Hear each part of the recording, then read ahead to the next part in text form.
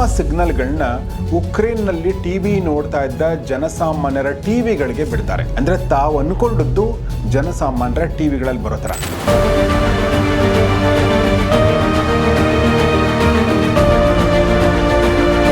ಇನ್ನು ಅಮೆರಿಕದ ಮಿಲಿಟರಿ ಏನ್ ಮಾಡ್ತಾ ಇದೆ ಅಂದ್ರೆ ತಮ್ಮ ಜಾಗತಿಕ ಕಾರ್ಯಾಚರಣೆಗಳಿಗೋಸ್ಕರ ಡಿಫೆನ್ಸ್ ಸ್ಯಾಟಲೈಟ್ ಕಮ್ಯುನಿಕೇಶನ್ ಸಿಸ್ಟಮ್ ನಂತ ಉಪಗ್ರಹನ ಬಳಸುತ್ತೆ.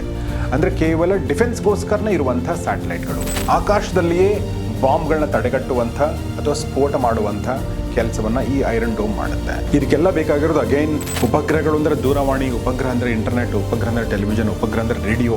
ಒಂದು ಉಪಗ್ರಹ ಹ್ಯಾಕ್ ಮಾಡಿದ್ರೆ ಈ ಎಲ್ಲಾ ಸೇವೆಗಳು ಸ್ಥಗಿತಗೊಳ್ಳುವ ಸಾಧ್ಯತೆ ಇದೆ.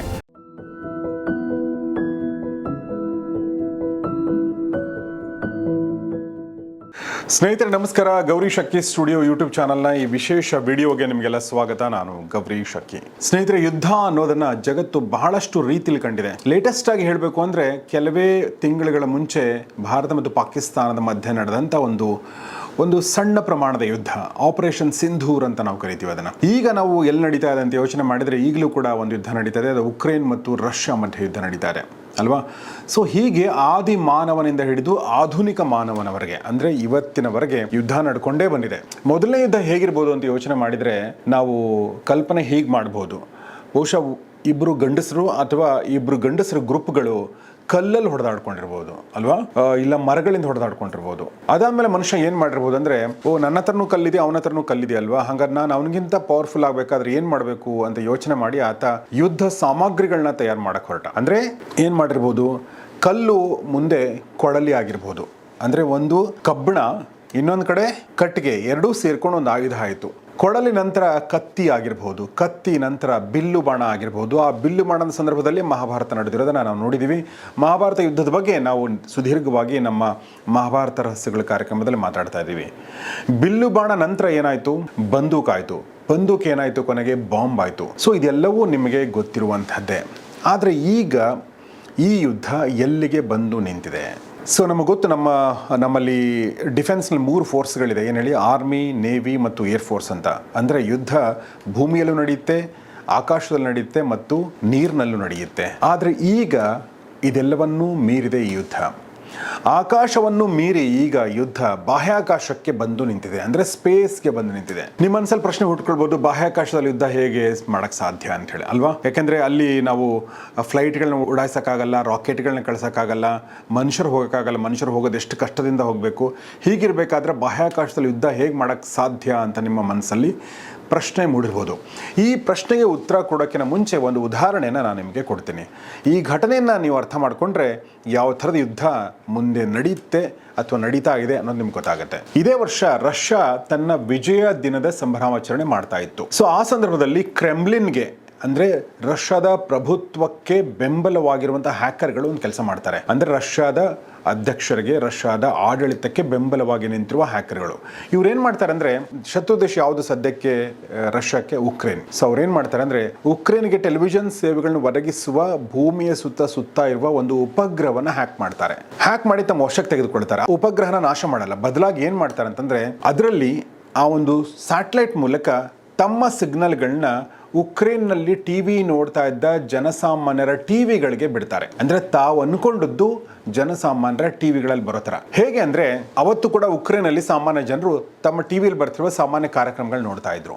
ಸಡನ್ ಆಗಿ ಏನ್ ಬಂತು ಅಂದ್ರೆ, ಉಕ್ರೇನ್ನ ಪ್ರೇಕ್ಷಕರು ಏನ್ ನೋಡಿದ್ರು ಅಂದ್ರೆ, ಮಾಸ್ಕೋದಿಂದ ಟ್ಯಾಂಕ್ಗಳು, ಸೈನಿಕರು, ಶಸ್ತ್ರಾಸ್ತ್ರಗಳ ಪ್ರದರ್ಶನವನ್ನ ಒಳಗೊಂಡಂತ ಪ್ರಸಾರವನ್ನ ಉಕ್ರೇನ್ ಟಿವಿನಲ್ಲಿ ತೋರಿಸಲಾಯಿತು. ಯಾಕೆ ಹೀಗೆ ಮಾಡಿದ್ರು, ಹೇಗೆ ಮಾಡಿದ್ರು ಅಂತ ನಿಮ್ಗೆ ಗೊತ್ತಾಯ್ತಲ್ವಾ? ಸ್ಯಾಟಲೈಟ್ನ ಹ್ಯಾಕ್ ಮಾಡೋ ಮೂಲಕ ಮಾಡಿದ್ರು. ಯಾಕೆ ಹೀಗೆ ಮಾಡಿದ್ರು ಅಂದರೆ, ಉಕ್ರೇನ್ ಜನರ ಮೊರಾಲ್ ಅಂದರೆ ನೈತಿಕ ಸ್ಥೈರ್ಯವನ್ನು ಕುಗ್ಗಿಸೋಕೆ, ಅವರನ್ನು ಭಯಭೀತಗೊಳಿಸೋಕೆ ಈ ತಂತ್ರವನ್ನು ಬಳಸಲಾಯಿತು. ಸೊ ಇದು ಏನು ಉದಾಹರಣೆ ಅಂದರೆ, ಆಧುನಿಕ ಯುದ್ಧ ಈಗ ಸೈಬರ್ ಸ್ಪೇಸ್ ಮತ್ತು ಬಾಹ್ಯಾಕಾಶಕ್ಕೂ ವಿಸ್ತರಿಸಿದೆ ಅನ್ನೋದಕ್ಕೆ ಒಂದು ಉದಾಹರಣೆಯಾಗಿ ಇದು ನಿಂತ್ಕೊಳ್ಳುತ್ತೆ. ಆದರೆ ಸ್ನೇಹಿತರೆ, ಇದು ಹ್ಯಾಕಿಂಗ್ನ ಸಾಫ್ಟ್ ಸ್ವರೂಪ. ಯಾಕೆಂದರೆ ಅವರು ಉಕ್ರೇನ್ನ ಸೈಬರ್ ವ್ಯವಸ್ಥೆಗೆ ಏನೂ ಹಾನಿ ಮಾಡಲಿಲ್ಲ. ಆದರೆ ಪ್ರತಿ ಸಲ ಹೀಗೆ ಮಾಡ್ತಾರೆ ಅಂತ ಹೇಳಕ್ಕಾಗಲ್ಲ.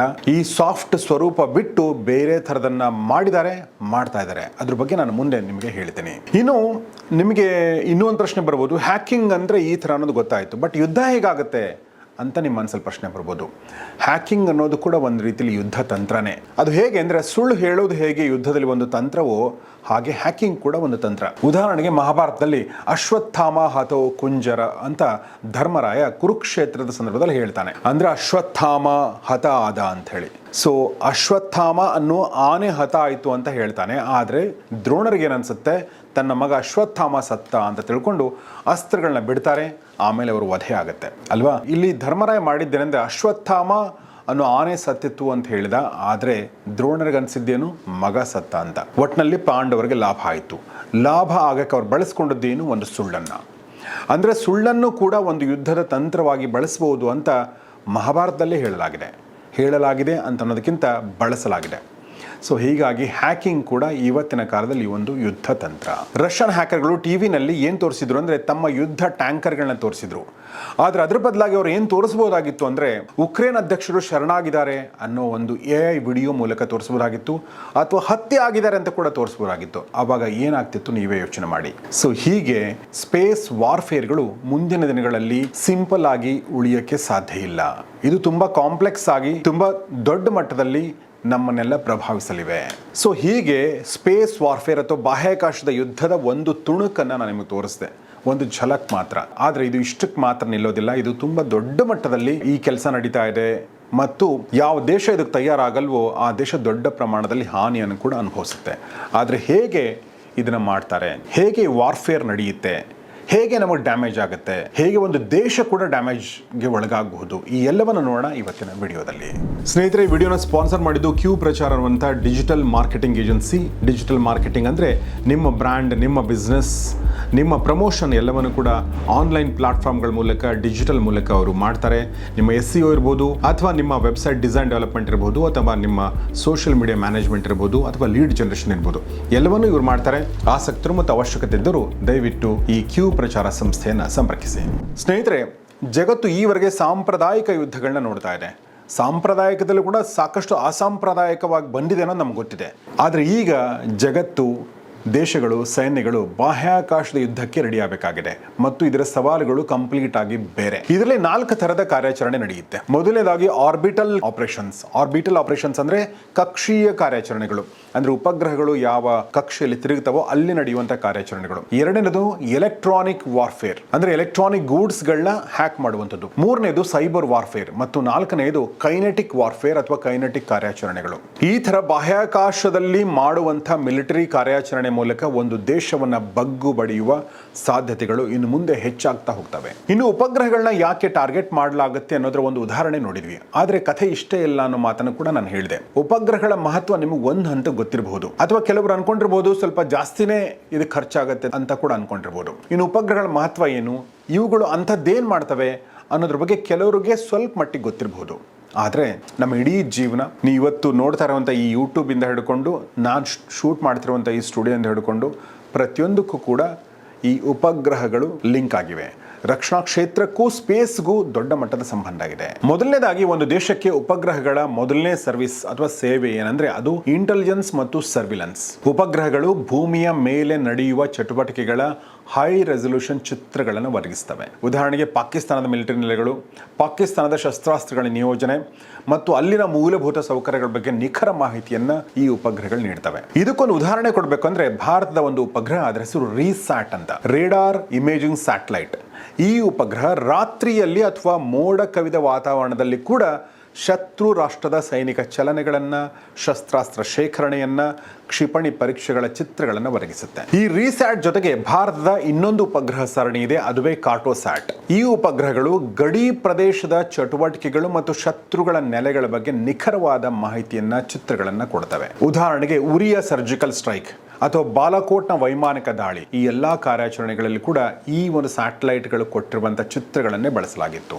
ಇದು ನಮ್ಮ ದೇಶದಾದ್ರೆ ಇನ್ನು ಮ್ಯಾಕ್ಸಾರ್ ಮತ್ತು ಪ್ಲಾನೆಟ್ ಲ್ಯಾಬ್ಸ್ ನಂತ ಕಮರ್ಷಿಯಲ್ ಉಪಗ್ರಹ ಸಂಸ್ಥೆಗಳು ಉಕ್ರೇನ್ ಯುದ್ಧದಲ್ಲಿ ರಷ್ಯಾದ ಸೇನಾ ಚಲನವಲನಗಳ ಬಗ್ಗೆ ಮಾಹಿತಿಗಳನ್ನ, ಚಿತ್ರಗಳನ್ನ ಕೊಟ್ಟು ಉಕ್ರೇನ್ಗೆ ಸಹಾಯ ಮಾಡಿವೆ. ಇದು ಮೊದಲನೇದು. ಇನ್ನು ಎರಡನೇದು ಕಮ್ಯುನಿಕೇಶನ್. ಸ್ನೇಹಿತರೆ, ಕಮ್ಯುನಿಕೇಶನ್ ಅಥವಾ ಸಂವಹನ ಅಥವಾ ಮಾಹಿತಿ ರವಾನೆ ಇದು ಎಷ್ಟು ಮಹತ್ವದ್ದು ಅಂತ ಅನ್ನೋದನ್ನ ನಿಮಗೆ ಬಿಡಿಸಿ ಹೇಳಬೇಕಾಗಿಲ್ಲ. ಈಗಲೂ ಕೂಡ ನಾನು ನಿಮಗೆ ಕಮ್ಯುನಿಕೇಟೇ ಮಾಡ್ತಾ ಇರೋದು. ಆದ್ರೆ ಈ ಕಮ್ಯುನಿಕೇಶನ್ ಮಹತ್ವ 100 ಪಟ್ಟು ಅಥವಾ 1000 ಪಟ್ಟು ಜಾಸ್ತಿ ಆಗೋದು ಯಾವಾಗ ಅಂದ್ರೆ ಅದು ಯುದ್ಧದ ಸಂದರ್ಭದಲ್ಲಿ ಮತ್ತು ಯುದ್ಧ ಭೂಮಿಯಲ್ಲಿ. ಸೈನಿಕರು, ಕಮಾಂಡರ್ಗಳು ಮತ್ತು ಪ್ರಧಾನ ಕಚೇರಿಗಳ ಮಧ್ಯೆ ಅಂದ್ರೆ ಹೆಡ್ ಕ್ವಾರ್ಟರ್ಸ್ ಮಧ್ಯೆ ಸುರಕ್ಷಿತವಾದ ಮತ್ತು ನಿರಂತರವಾದ ಸಂವಹನ ನಡಿಬೇಕಾಗತ್ತೆ. ಅದಕ್ಕೆ ಉಪಗ್ರಹಗಳು ಅನಿವಾರ್ಯ.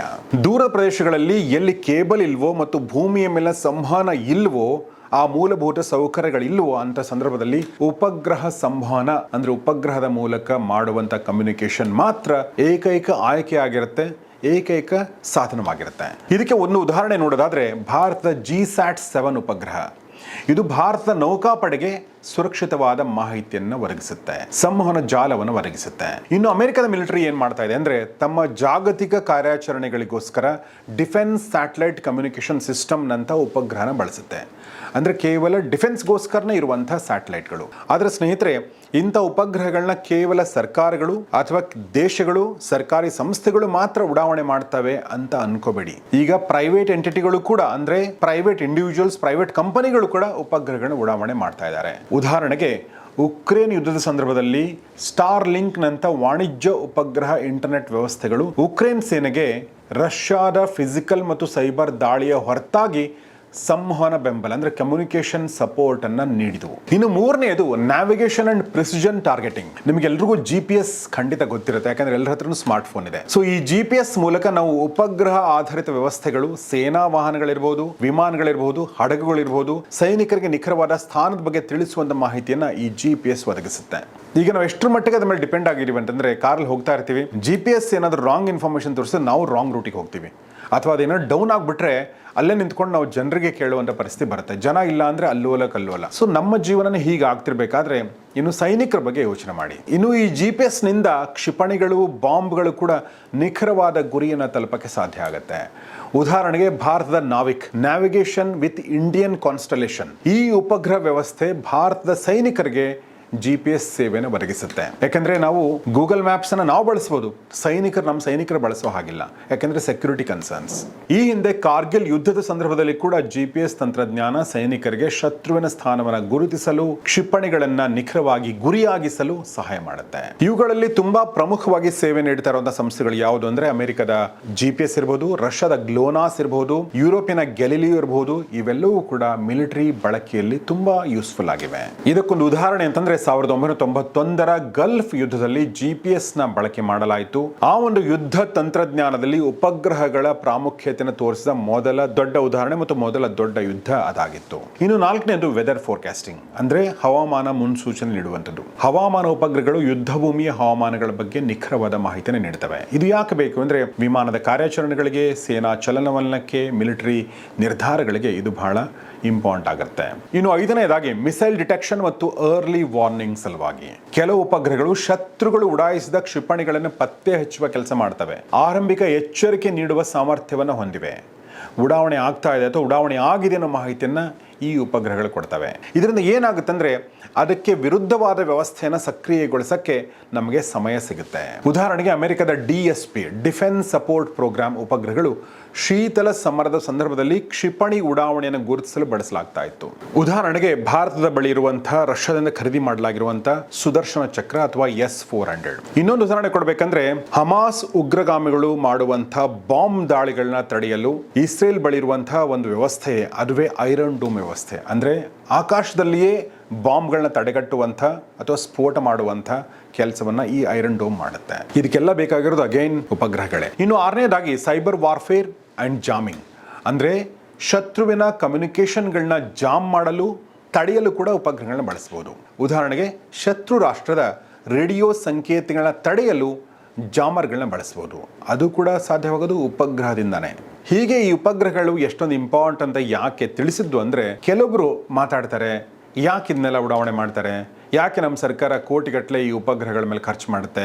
ಅದ್ರ ಬದಲಾಗಿ ಇದೇನೋ ಮಾಡ್ಬೋದಾಗಿತ್ತಲ್ವಾ, ಅದ್ರ ಬದಲಾಗಿ ರೋಡ್ ಮಾಡ್ಬೋದಾಗಿತ್ತಲ್ವಾ, ಅದ್ರ ಬದಲಾಗಿ ಇನ್ನೊಂದು ಗ್ಯಾರಂಟಿ ಕೊಡ್ಬೋದಾಗಿತ್ತಲ್ವಾ, ಈ ತರ ಯೋಚನೆ ಮಾಡೋರು ಕೂಡ ಕೆಲವರು ಇದ್ದಾರೆ. ಸೊ ಖಂಡಿತ ಅದು ವೇಸ್ಟ್ ಅಲ್ಲ ಅನ್ನೋದನ್ನ ತಿಳಿಸಕ್ಕೆ ನಾನು ಸ್ವಲ್ಪ ವಿವರವಾಗಿ ಹೇಳಿದೆ. ಸೊ ಸ್ನೇಹಿತರೆ, ಹೀಗೆ ಉಪಗ್ರಹಗಳು ನಮ್ಮ ರಕ್ಷಣಾ ವ್ಯವಸ್ಥೆಯಲ್ಲಿ ಅತ್ಯಂತ ಮುಖ್ಯ ಅಂಶ. ಆದ್ರೆ ಒಂದು ದೇಶದ ಉಪಗ್ರಹಗಳನ್ನ ಅದೇ ದೇಶದ ವಿರುದ್ಧ ಕೂಡ ಬಳಸುವಂತ ಪ್ರಯತ್ನಗಳು ಆಗಿವೆ. ಹಾಗಾದ್ರೆ ಹೇಗೆ ಬಳಸಲಾಗಿದೆ? ಇತಿಹಾಸದಲ್ಲಿ ಇಂಥ ಘಟನೆಗಳು ನಡೆದಿದೆಯಾ ಅಂತಂದ್ರೆ ಖಂಡಿತ ಆಗಿದೆ. ಇಂಥ ಒಂದು ಘಟನೆಯನ್ನ ಅಂದ್ರೆ ಅವರ ಉಪಗ್ರಹವನ್ನ ಅವರ ವಿರುದ್ಧವೇ ಬಳಸುವಂತಹ ಒಂದು ಘಟನೆನ ಮೊದಲನೇ ಬಾರಿಗೆ ನಾವು ನೋಡಿದ್ದು 1998ರಲ್ಲಿ. ಅದು ರೋಸ್ಯಾಟ್ ಉಪಗ್ರಹ ಹ್ಯಾಕಿಂಗ್. ಅಮೆರಿಕ ಜರ್ಮನಿಯ ರೋಸ್ಯಾಟ್ ಎಕ್ಸ್ರೇ ಉಪಗ್ರಹವನ್ನ ಹ್ಯಾಕರ್ಗಳು ತಮ್ಮ ವಶಕ್ಕೆ ತೆಗೆದುಕೊಳ್ತಾರೆ. ನಂತರ ಈ ಹ್ಯಾಕರ್ಗಳು ಉಪಗ್ರಹದ ಸೌರ ಫಲಕಗಳನ್ನ ಸೂರ್ಯನ ಕಡೆ ತಿರುಗಿಸ್ತಾರೆ. ಇದರಿಂದ ಬ್ಯಾಟರಿ ಓವರ್ ಹೀಟ್ ಆಗುತ್ತೆ ಮತ್ತು ಉಪಗ್ರಹ ನಾಶ ಆಗುತ್ತೆ. 2011ರಲ್ಲಿ ಈ ಉಪಗ್ರಹ ಮತ್ತೆ ವಾತಾವರಣಕ್ಕೆ ಬರುತ್ತೆ, ಆದ್ರೆ ಸುಟ್ಟು ಹೋಗುತ್ತೆ. ಈ ಘಟನೆ ಏನ್ ತೋರಿಸುತ್ತೆ ಅಂದ್ರೆ ಉಪಗ್ರಹ ವ್ಯವಸ್ಥೆ ಅನ್ನೋದು ಎಷ್ಟು ದುರ್ಬಲವಾಗಿದೆ ಅಂತ ತೋರಿಸುತ್ತೆ. ಹಾಗೆ ನೋಡಿದ್ರೆ ಈ ಉಪಗ್ರಹವನ್ನ ಕೇವಲ ಸಂಶೋಧನೆಗೆ ಬಳಸಲಾಗ್ತಾ ಇತ್ತು. ಆದರೂ ಕೂಡ ಏನು ಎಚ್ಚರಿಕೆ ಸಿಕ್ತು ಅಂತಂದ್ರೆ ಸೈನಿಕ ಉಪಗ್ರಹಗಳ ಮೇಲೆ ಕೂಡ ಈ ತರದ ದಾಳಿಗಳು ನಡೀಬಹುದು ಅನ್ನೋದನ್ನ ಇದು ತೋರಿಸ್ತು. ಇದು ಇತಿಹಾಸದಲ್ಲಿ ಮೊದಲ ದಾಖಲಿತ ಉಪಗ್ರಹ ಹಾನಿಯ ಘಟನೆಯಾಗಿದೆ. ಇನ್ನು 99ನೇ ಇಸ್ವಿನಲ್ಲಿ ಇನ್ನೊಂದು ಘಟನೆ ನಡೆಯುತ್ತೆ, ಸ್ಕೈನೆಟ್ ಉಪಗ್ರಹ ಹ್ಯಾಕಿಂಗ್. ಗ್ರೇಟ್ ಬ್ರಿಟನ್ನ ಸ್ಕೈನೆಟ್ ಉಪಗ್ರಹ ಜಾಲವನ್ನ 99ರಲ್ಲಿ ಹ್ಯಾಕರ್ಗಳು ತಮ್ಮ ನಿಯಂತ್ರಣಕ್ಕೆ ತೆಗೆದುಕೊಳ್ತಾರೆ. ಆದ್ರೆ ಈ ಸಲ ಅವರ ಉದ್ದೇಶ ಬೇರೆ ಆಗಿರುತ್ತೆ. ನಾಶಪಡಿಸೋದು, ಹಾನಿ ಮಾಡೋದು ಆಗಿರಲಿಲ್ಲ, ಬದಲಾಗಿ ದುಡ್ಡು ಕಿತ್ಕೊಳ್ಳೋದಾಗಿತ್ತು. ಈ ಉಪಗ್ರಹವನ್ನ ರ್ಯಾನ್ಸಮ್ಗಾಗಿ ಹಿಡಿದಿಟ್ಕೊಂಡು ಹಣಕ್ಕಾಗಿ ಬೇಡಿಕೆ ಇಡಲಾಯಿತು. ಈ ದಾಳಿಯ ಗುರಿ ಏನಾಗಿತ್ತು ಅಂದ್ರೆ ಕಮ್ಯುನಿಕೇಶನ್ ವ್ಯವಸ್ಥೆಯನ್ನ ಹದಗೆಡಿಸೋದು. ಇದು ವಾಣಿಜ್ಯ ಮತ್ತು ಸೈನಿಕ ಸಂವಹನಕ್ಕೆ ಬಳಸಲಾಗ್ತಾ ಇತ್ತು. ಮೊದಲನೇ ಬಾರಿಗೆ ಏನ್ ಗೊತ್ತಾಯ್ತು ಅಂದ್ರೆ ಉಪಗ್ರಹಗಳನ್ನ ಇಟ್ಕೊಂಡು ಕೂಡ ನಾವು ದುಡ್ಡಿಗೆ ಬೇಡಿಕೆ ಇಡಬಹುದು, ರ್ಯಾನ್ಸಮ್ಗೆ ಬೇಡಿಕೆ ಇಡಬಹುದು ಅನ್ನೋದನ್ನ ಇದು ತೋರಿಸ್ತು. ಒಂದು ರೀತಿಯಿಂದ ಆಧುನಿಕ ಯುದ್ಧದ ಹೊಸ ರೀತಿಯ ಧಮಕಿ ಇದಾಗಿತ್ತು. ಇನ್ನು 2007-8ರಲ್ಲಿ ಲ್ಯಾಂಡ್ಸ್ಯಾಟ್ 7 ಮತ್ತು ಟೆರ್ರಾ AM-1 ಉಪಗ್ರಹ ದಾಳಿಗಳು ಇನ್ನೊಂದು ಪಾಠವನ್ನು ನಮಗೆ ಕಲಿಸ್ತವೆ. ಇಲ್ಲಿ ಏನಾಗುತ್ತೆ ಅಂದ್ರೆ ಹ್ಯಾಕರ್ಗಳು ಈ ಉಪಗ್ರಹಗಳನ್ನ ಹ್ಯಾಕ್ ಮಾಡ್ತಾರೆ. ಸಂಪೂರ್ಣವಾಗಿ ನಿಯಂತ್ರಿಸಲು ಅವರು ಪ್ರಯತ್ನ ಪಟ್ಟು ಎಲ್ಲಾ ಹಂತಗಳನ್ನ ಪೂರ್ಣಗೊಳಿಸಿದ್ರು ಕೂಡ ಕೊನೆಯ ಕಮಾಂಡ್ ಅನ್ನ ಕಾರ್ಯಗತಗೊಳಿಸಲು ಅವ್ರಿಗೆ ಆಗೋದಿಲ್ಲ. ಒಂದು ವೇಳೆ ಹ್ಯಾಕರ್ಗಳು ಈ ಉಪಗ್ರಹಗಳನ್ನ ನಾಶಪಡಿಸಿದ್ರೆ ಅಥವಾ ಡೇಟಾನ ತಿರುಚಿದ್ರೆ ಇದು ವೈಜ್ಞಾನಿಕ ಮಾಹಿತಿಯ ಮೇಲೆ ದೊಡ್ಡ ಪರಿಣಾಮ ಬೀರುವಂತ ಸಾಧ್ಯತೆ ಇತ್ತು. ಸೊ ಈ ಘಟನೆಯ ಮೂಲಕ ಅಮೆರಿಕ ಸರ್ಕಾರಕ್ಕೆ ಉಪಗ್ರಹ ಸೈಬರ್ ಭದ್ರತೆ ಎಷ್ಟು ಗಂಭೀರ ಸ್ವರೂಪದ್ದು ಅನ್ನೋದು ಗೊತ್ತಾಯಿತು. ಇನ್ನೊಂದು ಅತ್ಯಂತ ಗಂಭೀರವಾದ ಹ್ಯಾಕಿಂಗ್ ನಡೆದದ್ದು 2022ನೇ ಇಸ್ವಿಯಲ್ಲಿ. ಅದುವೇ ವಯಾಸ್ಯಾಟ್ KA-SAT ಉಪಗ್ರಹ ದಾಳಿ. ಇಲ್ಲಿ ಏನಾಯ್ತು ಅಂತಂದ್ರೆ 2022ರ ಫೆಬ್ರವರಿಯಲ್ಲಿ ರಷ್ಯಾದ ಸೇನೆ ಉಕ್ರೇನ್ ಮೇಲೆ ದಾಳಿ ಮಾಡದಂತ ದಿನ ಇದು. ನಾ ಮುಂಚೆ ಹೇಳಿದ್ನಲ್ಲ, ಸಾಫ್ಟ್ ದಾಳಿ ಒಂದಾಗಿತ್ತು ಅಂತ, ಹಾರ್ಡ್ ದಾಳಿಯ ದಿನ ಇದಾಗಿತ್ತು. ಇಲ್ಲಿ ಏನ್ ಮಾಡ್ತಾರೆ ಅಂದ್ರೆ ವಯಾಸ್ಯಾಟ್ನ KA-SAT ಉಪಗ್ರಹ ಜಾಲವನ್ನ ರಷ್ಯಾದ ಹ್ಯಾಕರ್ಸ್ಗಳು ಗುರಿಯಾಗಿರಿಸಿಕೊಂಡಿರ್ತಾರೆ ಮತ್ತು ಈ ದಾಳಿಯಲ್ಲಿ ಯುಕ್ರಾಪ್ ಅನ್ನೋ ಮಾಲ್ವೇರ್ನ ಬಳಸಲಾಗುತ್ತೆ ಮತ್ತು ಇದರಿಂದ ಏನಾಗುತ್ತೆ ಅಂದರೆ 45,000ಕ್ಕೂ ಮೋಡೆಮ್ಗಳನ್ನ ಆಫ್ಲೈನ್ ಮಾಡಲಾಗುತ್ತೆ. ಸೊ ಈ ಉಪಗ್ರಹವನ್ನು ಉಕ್ರೇನ್ ತನ್ನ ಸೈನಿಕ ಸಂವಹನಕ್ಕೆ ಅಂದರೆ ಸೈನಿಕ ಕಮ್ಯುನಿಕೇಷನ್ಗೆ ಬಳಸಲಾಗ್ತಾ ಇತ್ತು. ಸೊ ಇದರಿಂದ ಸಾಕಷ್ಟು ದೊಡ್ಡ ಪ್ರಮಾಣದಲ್ಲಿ ಈ ಉಕ್ರೇನ್ನ ಸೈನಿಕ ಕಾರ್ಯಾಚರಣೆಗೆ ತೊಂದರೆ ಆಗುತ್ತೆ. ಕೇವಲ ಉಕ್ರೇನ್ಗೆ ಮಾತ್ರವಲ್ಲ, ಇದು ಯುರೋಪ್ನಾದ್ಯಂತ ಸಂವಹನ ಜಾಲದ ಮೇಲೆ ಪರಿಣಾಮ ಬೀರುತ್ತೆ. ಇದು ಆಧುನಿಕ ಯುದ್ಧದಲ್ಲಿ ಉಪಗ್ರಹ ಸಂವಹನದ ಮಹತ್ವವನ್ನು ತೋರಿಸುತ್ತೆ ಮತ್ತು ಈ ದಾಳಿ ಯುದ್ಧದ ಸಂದರ್ಭದಲ್ಲಿ ಉಪಗ್ರಹ ಸಂವಹನ ಗುರಿಯಾಗಿಸಿದ ಮೊದಲ ಪ್ರಮುಖ ಘಟನೆ ಆಗಿರುತ್ತೆ. ಸ್ನೇಹಿತರೆ, ಹೀಗೆ ನಾವು ಸಾಕಷ್ಟು ವಿಚಾರಗಳನ್ನ ಉಪಗ್ರಹ ಹ್ಯಾಕಿಂಗ್ ಬಗ್ಗೆ, ಉಪಗ್ರಹಗಳಿಗೆ ತೊಂದರೆ ಕೊಡೋದ್ರ ಮೂಲಕ ಇಡೀ ದೇಶಕ್ಕೆ, ಸೈನಿಕ ಭದ್ರತೆಗೆ, ಮಿಲಿಟರಿ ಕಾರ್ಯಾಚರಣೆಗೆ ತೊಂದರೆ ಆಗೋದ್ರ ಬಗ್ಗೆ ಹೇಳಿದ್ವಿ. ಆದ್ರೆ ನಮಗೆ ನಿಮಗೆ ಏನಾಗುತ್ತೆ ಅನ್ನೋ ಪ್ರಶ್ನೆ ನಿಮ್ಮ ಮನಸ್ಸಲ್ಲಿ ಬರ್ಬೋದು ಅಲ್ವಾ? ನಮಗೆ ನಿಮಗೆ ಕೂಡ ತೊಂದರೆ ಆಗುತ್ತಲ್ಲ, ನಮಗೆ ನಿಮಗೇನೆ ತೊಂದರೆ ಆಗುತ್ತೆ. ಹೇಗೆ ಅಂದ್ರೆ ಡಿಸ್ರಪ್ಷನ್ ಆಫ್ ಕಮ್ಯುನಿಕೇಶನ್ ಸರ್ವಿಸಸ್. ನಮ್ಮ ಇಡೀ ಜೀವನ ಕಮ್ಯುನಿಕೇಶನ್ ಮೇಲೆ ನಿಂತ್ಕೊಂಡಿದೆ. ಉಪಗ್ರಹಗಳು ಅಂದ್ರೆ ದೂರವಾಣಿ, ಉಪಗ್ರಹ ಅಂದ್ರೆ ಇಂಟರ್ನೆಟ್, ಉಪಗ್ರಹ ಅಂದ್ರೆ ಟೆಲಿವಿಷನ್, ಉಪಗ್ರಹ ಅಂದ್ರೆ ರೇಡಿಯೋ. ಒಂದು ಉಪಗ್ರಹ ಹ್ಯಾಕ್ ಮಾಡಿದ್ರೆ ಈ ಎಲ್ಲಾ ಸೇವೆಗಳು ಸ್ಥಗಿತಗೊಳ್ಳುವ ಸಾಧ್ಯತೆ ಇದೆ. ಅಂದ್ರೆ ಇವತ್ತೇನು ನೋಡ್ತಾ ಇದ್ದೀರಾ ನೀವು ಈ ಒಂದು ವಿಡಿಯೋನ, ಇದು ಸ್ಟಾಪ್ ಆಗಬಹುದು. 2022ರಲ್ಲಿ ಏನು ಒಂದು ಉಪಗ್ರಹ ಹ್ಯಾಕಿಂಗ್ ಮಾಡಲಾಯಿತು, ಅದರಿಂದ ಯುರೋಪ್ನಾದ್ಯಂತ ಇಂಟರ್ನೆಟ್ ಸಂಪರ್ಕ ಕಡಿತಗೊಂಡಿರುತ್ತೆ. ಬರೀ ಇಂಟರ್ನೆಟ್ ಮಾತ್ರವಲ್ಲ, ಸಾಮಾನ್ಯ ಜನರಿಗೆ ಬೇಕಾದ ಇಂಟರ್ನೆಟ್, ದೂರವಾಣಿ, ಆನ್ಲೈನ್ ಸೇವೆ, ಬ್ಯಾಂಕಿಂಗ್ ಕೆಲಸ, ಸಾಮಾಜಿಕ ಮಾಧ್ಯಮಗಳ ಬಳಕೆ ಯಾವುದನ್ನು ಕೂಡ ಮಾಡೋಕ್ಕಾಗಲಿಲ್ಲ. ಇನ್ನು ಎರಡನೇದು ಡಿಸ್ರಪ್ಷನ್ ಆಫ್ ನ್ಯಾವಿಗೇಷನ್ ಸರ್ವಿಸಸ್. ಇದ್ರ ಬಗ್ಗೆ ನಾನು ಆಲ್ರೆಡಿ ಮಾತಾಡಿದ್ದೀನಿ, ಹೇಗೆ ಸೈನಿಕ ಕಾರ್ಯಾಚರಣೆಗೆ ಇದರ ಡಿಸ್ರಪ್ಷನ್ ಇಂದ ಅಂದ್ರೆ ಇದರ ತೊಂದರೆಯಿಂದ ಅನಾಹುತ ಆಗುತ್ತೆ ಅಂತ ಹೇಳಿ. ಇನ್ನು ಜನಸಾಮಾನ್ಯರಿಗೆ ಏನಾಗುತ್ತೆ ಅನ್ನೋದು ನಿಮಗೆ ಹೇಳಬೇಕಾಗಿಲ್ಲ. ನಾವು ಮ್ಯಾಪ್ಗಳನ್ನ ಬಳಸ್ತೀವಿ, ಟ್ರಾಫಿಕ್ ಮಾಹಿತಿ ಬಳಸ್ತೀವಿ, ಸಾರಿಗೆ ಸೇವೆಗಳನ್ನ ಬಳಸ್ತೀವಿ. ಇದೆಲ್ಲದಕ್ಕೂ ಕೂಡ ಇದರಿಂದ ಖಂಡಿತ ತೊಂದರೆ ಆಗುತ್ತೆ. ಅಂದ್ರೆ ಟ್ಯಾಕ್ಸಿ ಚಾಲಕರು, ಡೆಲಿವರಿ ಸೇವೆಗಳು, ಸಾಮಾನ್ಯ ಜನರು ತಮ್ಮ ಡೆಸ್ಟಿನೇಷನ್ ತಲುಪಬೇಕಾದ್ರೆ, ವಾಣಿಜ್ಯ, ಸಾರಿಗೆ, ತುರ್ತು ಸೇವೆಗಳು, ಎಲ್ಲದರ ಮೇಲೂ ಕೂಡ ಇದು ಪರಿಣಾಮ ಬೀರುತ್ತೆ. ಇನ್ನು ಮೂರನೇದು ಹವಾಮಾನ ಮುನ್ಸೂಚನೆ ಮೇಲೆ ಪರಿಣಾಮ ಬೀರುವಂಥದ್ದು. ಹೇಗೆ ಅಂದ್ರೆ ಉಪಗ್ರಹಗಳು ಹವಾಮಾನ ಮಾಹಿತಿ ಕೊಡ್ತವೆ. ಕೃಷಿಕರಿಗೆ, ಮೀನುಗಾರರಿಗೆ ಮತ್ತು ಸಾಮಾನ್ಯ ಜನರಿಗೆ ಅತ್ಯಂತ ಉಪಯುಕ್ತ ಇದು. ಆದ್ರೆ ಈ ಉಪಗ್ರಹವನ್ನು ಏನಾದರೂ ಹ್ಯಾಕ್ ಮಾಡಿದ್ರೆ ಹವಾಮಾನ ಹವಾಮಾನ ಮುನ್ಸೂಚನೆ ಡೇಟಾನ ತಿರುಚಬಹುದು, ರಾಂಗ್ ಇನ್ಫಾರ್ಮೇಶನ್ ಕೊಡಬಹುದು ಅಥವಾ ಸಂಪೂರ್ಣ ಕಟ್ ಮಾಡಬಹುದು. ಇದರಿಂದ ಏನಾಗುತ್ತೆ ಅಂದರೆ ಭಾರತದ ಇನ್ಸಾಟ್ ಉಪಗ್ರಹ ಹ್ಯಾಕ್ ಮಾಡಿದರೆ ಕೃಷಿಕರಿಗೆ ಮಳೆ ಯಾವಾಗ ಬರುತ್ತೆ ಅನ್ನೋದೇ ಗೊತ್ತಾಗದೇ ಇರ್ಬೋದು, ಬಿತ್ತನೆ ಯಾವಾಗ ಮಾಡಬೇಕು, ಕೊಯ್ಲು ಯಾವಾಗ ಮಾಡಬೇಕು ಅನ್ನೋದು ಗೊತ್ತಾಗದೇ ಇರ್ಬೋದು, ಮೀನುಗಾರರಿಗೆ ಈ ಮಾಹಿತಿ ಕೊರತೆಯಿಂದ ಅಪಾಯಕಾರಿ ಪರಿಸ್ಥಿತಿನ ಎದುರಿಸಬೇಕಾಗಬಹುದು. ಇನ್ನು 4ನೇದು ಎಕನಾಮಿಕ್ ಇಂಪ್ಯಾಕ್ಟ್. ಇದೆಲ್ಲ ಆಗೋದ್ರಿಂದ ಏನಾಗುತ್ತೆ, ಫೈನಲಿ ನಮ್ಮ ಆರ್ಥಿಕ ಚಟುವಟಿಕೆಗಳಿಗೆ ತೊಂದರೆ ಆಗುತ್ತೆ. ಉದಾಹರಣೆಗೆ ಇಂಟರ್ನೆಟ್ ಬ್ಯಾಂಕಿಂಗ್, ಆನ್ಲೈನ್ ವಹಿವಾಟುಗಳೆಲ್ಲವೂ ಕೂಡ ಉಪಗ್ರಹ ಸಂವಹನ ಅವಲಂಬಿಸಿರೋದ್ರಿಂದ ಇದೆಲ್ಲವೂ ಸ್ಟಾಪ್ ಆದರೆ ನಮ್ಮ ಆರ್ಥಿಕ ಚಟುವಟಿಕೆ ನಿಂತು ಹೋಗುತ್ತೆ. ಹೀಗಾಗಿ ವಾಣಿಜ್ಯ ಸಂಸ್ಥೆಗಳಿರಬಹುದು, ಸಾಮಾನ್ಯ ಜನ ಇರಬಹುದು, ಆನ್ಲೈನ್ ವಹಿವಾಟುಗಳನ್ನ ಮಾಡಲಾಗದೆ ಆರ್ಥಿಕ ನಷ್ಟವನ್ನು ಅನುಭವಿಸ್ತೀವಿ. ಓಕೆ, ಉದಾಹರಣೆಗೆ ನಾವು ಇವತ್ತು ಎಲ್ಲೇ ಹೋಗಬೇಕಾದ್ರೂ UPI ಮೂಲಕ ಪೇ ಮಾಡ್ತೀವಿ, ಯಾರು ದುಡ್ಡು ಇಟ್ಕೊಂಡು ಹೋಗ್ತಾ ಇಲ್ಲ, ಮತ್ತೆ ವಾಪಸ್ ದುಡ್ಡಿಗೆ ಬರಬೇಕಾಗುತ್ತೆ. ಸೊ ಬಿಲ್ ಪಾವತಿ ಮಾಡೋದಿರ್ಬೋದು, ಶಾಪಿಂಗ್ ಇರ್ಬೋದು, ಎಲ್ಲದಕ್ಕೂ ಇದರಿಂದ ತೊಂದರೆ ಆಗುತ್ತೆ.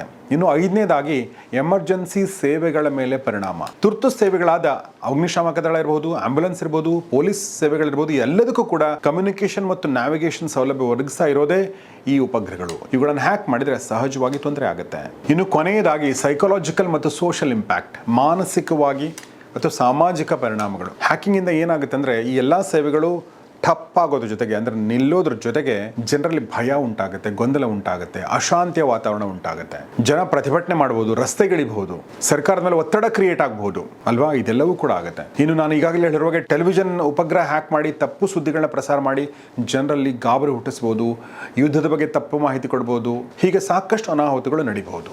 ಸ್ನೇಹಿತರೆ, ಫೈನಲ್ ಆಗಿ ಏನು ಹೇಳಲು ಬಯಸ್ತೇನೆ ಅಂದರೆ ನಮ್ಮನ್ನು ನಾಶ ಮಾಡಲು, ಅಂದರೆ ಭೂಮಿ ಮೇಲಿರುವ ಜನರನ್ನು ನಾಶ ಮಾಡಲು ಬೇರೆ ಯಾವುದೋ ಗ್ರಹದಿಂದ ಏಲಿಯನ್ಸ್ ಬರ್ತಾರೆ, ಅವ್ರು ಬರ್ತಾರೆ, ಇವ್ರು ಬರ್ತಾರೆ ಅನ್ನೋದೆಲ್ಲ ಶುದ್ಧ ಸುಳ್ಳು. ಸದ್ಯಕ್ಕಂತೂ ಅದು ಕಲ್ಪನೆ. ಆದರೆ ಮನುಷ್ಯ ತನ್ನನ್ನು ತಾನೇ ಸಾಯಿಸಲು, ತನ್ನನ್ನು ತಾನೇ ನಾಶ ಮಾಡಲು ಸಾಕಷ್ಟು ಮಾರ್ಗಗಳನ್ನ ಹುಡ್ಕೊಂಡಿರ್ತಾನೆ. ಉದಾಹರಣೆಗೆ ಅಣುಬಾಂಬ್. ಈಗ ಲೇಟೆಸ್ಟ್ ಉದಾಹರಣೆ ಈ ಸೈಬರ್ ವಾರ್ಫೇರ್. ಹಾಗಂತ ಫಿಲಾಸಫಿಕಲ್ ಆಗಿ ಮಾತಾಡಿ ಸುಮ್ಮನೆ ಕೂತ್ಕೊಳ್ಳೋಕೆ ಸಾಧ್ಯನೇ ಇಲ್ಲ. ಪ್ರತಿ ದೇಶ ಕೂಡ ಈ ಸವಾಲನ್ನ ಎದುರಿಸಕ್ಕೆ ತಯಾರಾಗಲೇಬೇಕು. ನಮ್ಮ ವ್ಯವಸ್ಥೆಗಳ ಒಂದು ಡಿಫೆನ್ಸ್ ಹೇಗೆ ಮಾಡಬೇಕು ಅನ್ನೋದ್ರ ಜೊತೆಗೆ ಎದುರು ರಾಷ್ಟ್ರದ, ಶತ್ರು ರಾಷ್ಟ್ರದ ಒಂದು ಉಪಗ್ರಹಗಳ ಮೇಲೆ ಹ್ಯಾಕ್ ಹೇಗೆ ಮಾಡಬೇಕು ಅನ್ನೋದು ಕೂಡ ನಾವು ಕಲೀಲೇಬೇಕಾಗತ್ತೆ. ಸ್ನೇಹಿತರೆ, ಇಷ್ಟು ಹೇಳ್ತಾ ಇವತ್ತಿನ ಈ ವಿಡಿಯೋನ ಮುಗಿಸ್ತಾ ಇದ್ದೀನಿ. ಮುಗಿಸೋಕ್ಕಿಂತ ಮುಂಚೆ ಒಂದು ಪ್ರಶ್ನೆ ನಿಮಗೆ. ನಾವೆಲ್ಲ ಮೊಬೈಲ್ ಫೋನ್ ಮೇಲೆ ಎಷ್ಟು ಡಿಪೆಂಡೆಂಟ್ ಆಗಿದ್ದೀವಿ ನಿಮಗೆ ಗೊತ್ತು ಅಲ್ವಾ? ಮೊಬೈಲ್ ಫೋನ್ ಇಲ್ಲದೆ ಅಥವಾ ಯಾವುದೋ ಆ್ಯಪ್ ಡೌನ್ ಆದಾಗ, ಇಂಟರ್ನೆಟ್ ಡೌನ್ ಆದಾಗ ನೀವೇನು ಸವಾಲನ್ನು ಎದುರಿಸಿದ್ರಿ, ಅಥವಾ ನಿಮ್ಮ ದಿನ ಹೇಗಿತ್ತು ಅವತ್ತು, ಅಥವಾ ನಿಮ್ಮ ಫೋನ್ ಕಳವಾದರೆ ನಿಮ್ಮ ದಿನ ಹೇಗಿತ್ತು ಅನ್ನೋದನ್ನು ದಯವಿಟ್ಟು ಕಮೆಂಟ್ ಬಾಕ್ಸಲ್ಲಿ ತಿಳಿಸಿ. ನೋಡ್ತಾರೆ ಗೌರಿ ಶಕ್ತಿ ಸ್ಟುಡಿಯೋ, ನೋಡ್ತಾರೆ ಒಳ್ಳೆ ವಿಡಿಯೋಗಳನ್ನ. ನಮಸ್ಕಾರ.